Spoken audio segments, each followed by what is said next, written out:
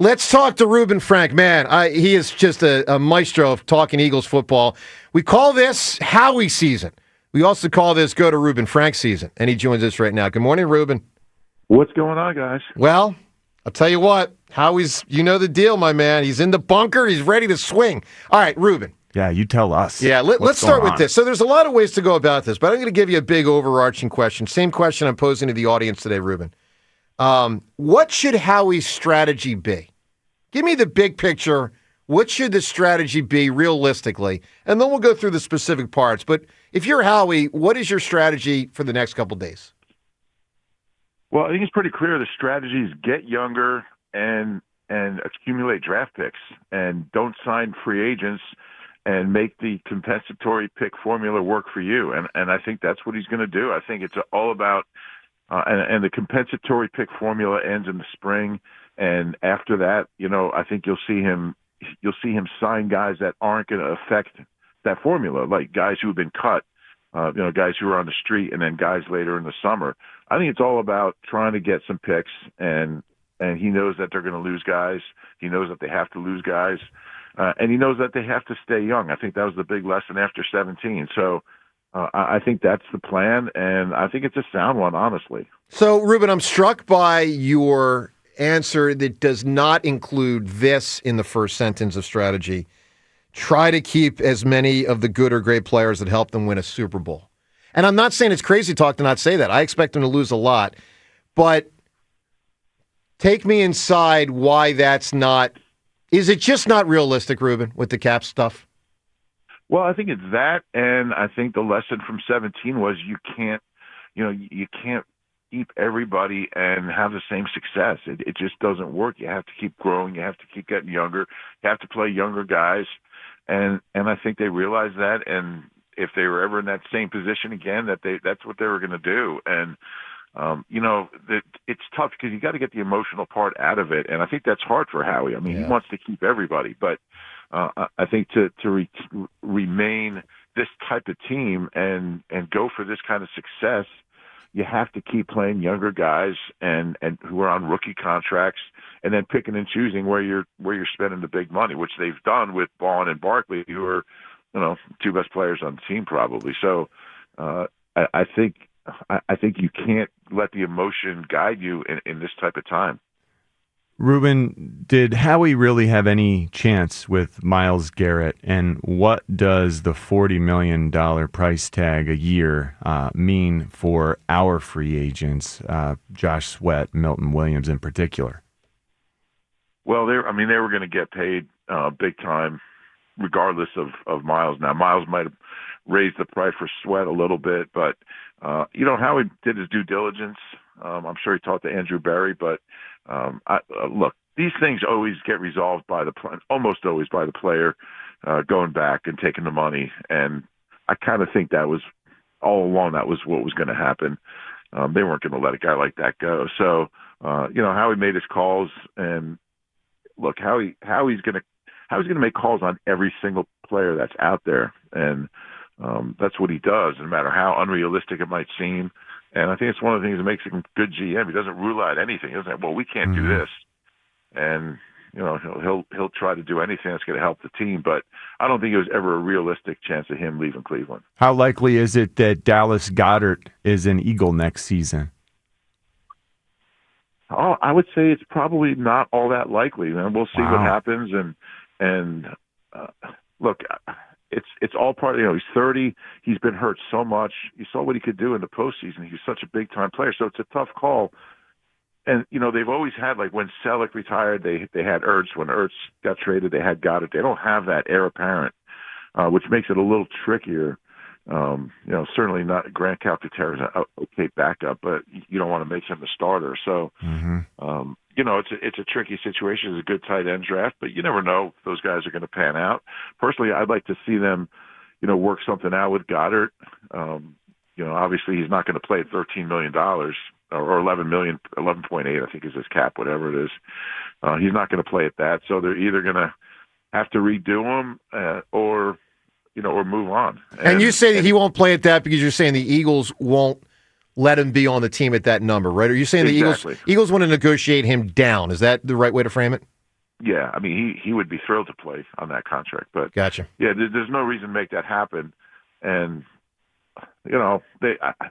when you miss half the season, like every year, where's your value? Now he was incredible in the postseason, so that kind of changes the equation a little bit. And he's really always been a good postseason player. So I think he's the 7th most receiving yards in playoff history by a tight end, which is impressive stuff. But wow. Yeah, it's all about getting younger. He's 30. Reuben with us here, Reuben Frank right now. Reuben, what about BG? Series of questions. Do you know if he wants to play? Do you know if the Eagles want him back? Do you know if wanting him back is contingent on finding out who they lose? What do you know about the Brandon Graham thing?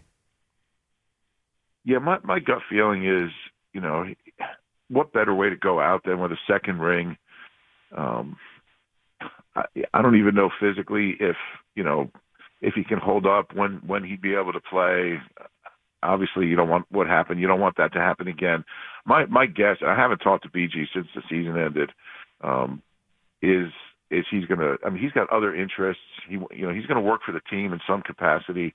He wants to be around the game. I just don't think he wants to play again. But because how can you top going out playing 11 weeks after tearing your triceps and winning a Super Bowl? And I don't know if it gets better than that. After 15 years, he might read, look, I keep getting hurt, might be time. But no, Brandon Graham, he might want to keep playing. And if he played the way he did last year before he got hurt, well, if you can make the numbers work, I'd bring him back. I would too. I would too. They got a bunch of edge rushers over there. Totally agree. Reuben, John's got a theory, and it certainly applies sometimes in sports, and I'm wondering how much you think it applies with this team, that there'll be a free agent destination for the older players in football who have made a lot of money, like a Von Miller kind of guy who might say, I got 1 or 2 years left. I want to go try to win a Super Bowl there. I want to play in that culture. Let's prioritize that instead of every buck I can get. Yeah, Howie gets us, the old heads. Do you that buy organization gets and respects the older players. I feel comfortable going to Philly. Do you think that gets them an extra player or two, Reuben, or not? I don't think there's any question players who are older look at it that way. You don't want to be 31 and 9 years, 10 years into your career and go play for the Panthers or the Jaguars. You're not going to do that unless you really need the money, and the money's a big difference. I think Howie does have a built-in advantage because he can tell guys, look, you come here, you're going to play in a Super Bowl. I mean, it's going to happen. You're going to be good. You're going to be in the playoffs. You're in a big market that's going to afford you opportunities to get endorsements. I think there's a lot of things that are really appealing to this team and this franchise to free agents. And I think it's going to vary by player, how much less money they might take to come here, how big a discount you get. But I think it's a real thing, and I think it's going to help him. And I think he knows that, and he uses it. Yeah. That's actually one of his theories I agree with. How about that? Yeah, that's good. That's two minds were melded. Mekhi Becton, how far ahead is he of the other players that we've got who can play guard? I mean, I know we got Steen, we got Jack Driscoll in there. There's a Trevor Keegan. I just feel like with Jeff Stoutland coaching these guys up, we as fans never really know the full extent of how many or how good those big guys who are waiting in the wings are. How comfortable are the Eagles with guards who aren't named Mekhi Becton? How desperate is the situation where we would need to pay Mekhi Becton to have a great guard? Yeah, and it's a great question because I think there's a sense out there that if Becton leaves, you just put Steen in there. Steen's not as good as Becton. He just isn't. Right. And he's okay. Maybe he'll get better being around Stout. I just don't. I think there's a big drop-off there. And I don't think it's a slam dunk that if Becton does leave, that Steen automatically just plays right guard. They might draft a guy in the third round. They draft an interior lineman in the third round. They could draft a guy and have him compete for that job. Maybe they bring in a veteran guy who's cheap and can play right guard and get you through a year.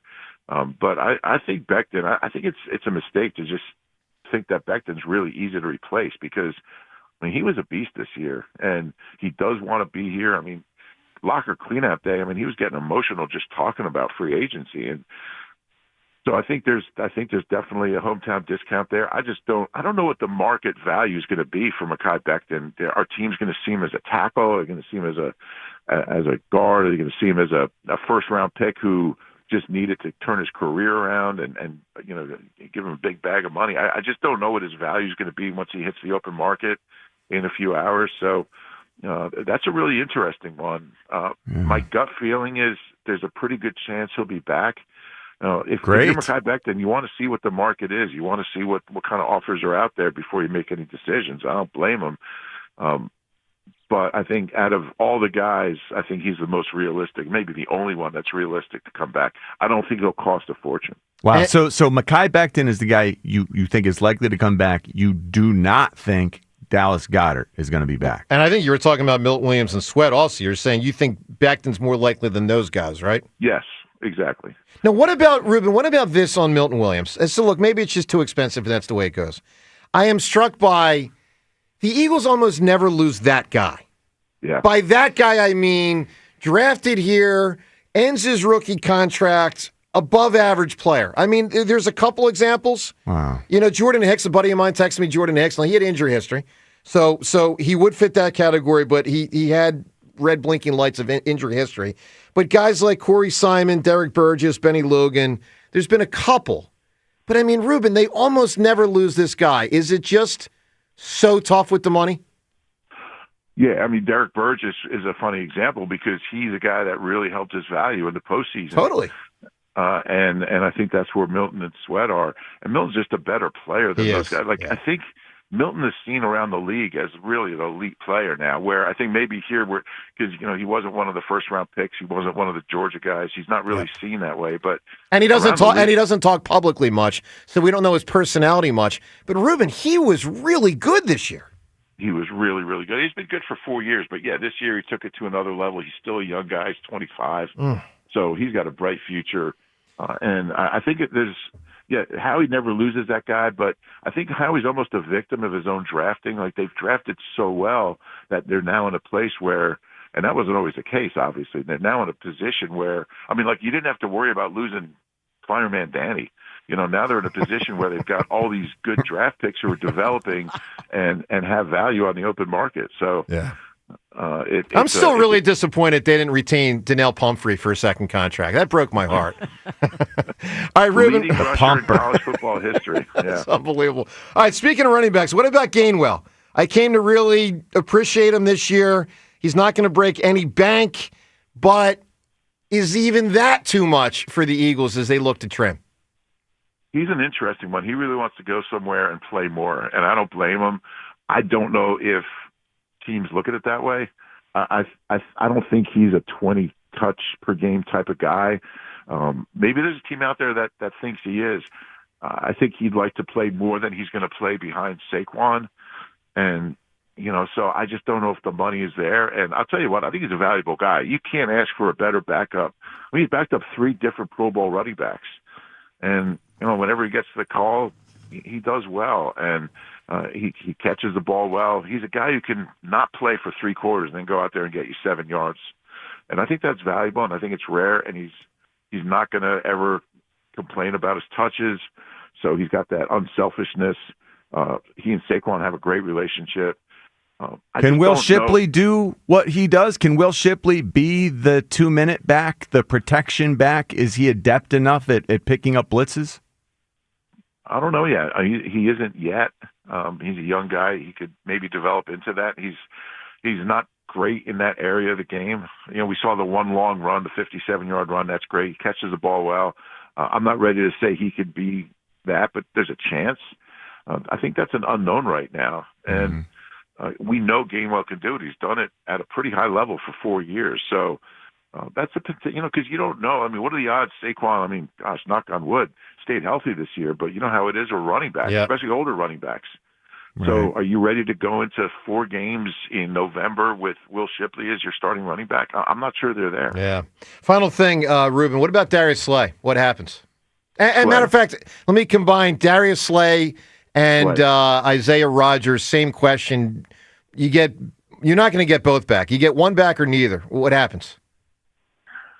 Well, again, Keely Ringo's 22. They like him, and he's got a ton of upside. He's got some technique things he's got to clean up, but he's a young guy, and I think most likely he's going to be the guy. If you have, I think Isaiah Rodgers is probably a little bit better than Keeley. That's why he was playing. He's 27, and he's going to be more expensive. And I just think that's what it's going to come down to. I'd love to see Slay come back. I don't think it's super likely. But again, like you said earlier, I mean, he's certainly got that hometown discount. He would play for less being here. He doesn't want to finish his career playing on a bad team. So that really reduces the number of teams he can go to. And I just don't know if there's a lot of value for a 35-year-old cornerback, even one who played really well this year. So there's a chance he's back, but I think they're just going to go ahead with Keeley and see what happens. Good deal. Reuben, thanks, bud. Always great having you on the show. It's going to be a wild week. We'll see what happens. Thank you, Reuben. Anytime, guys. All right, there he is, Reuben Frank, obviously NBC Sports Philadelphia.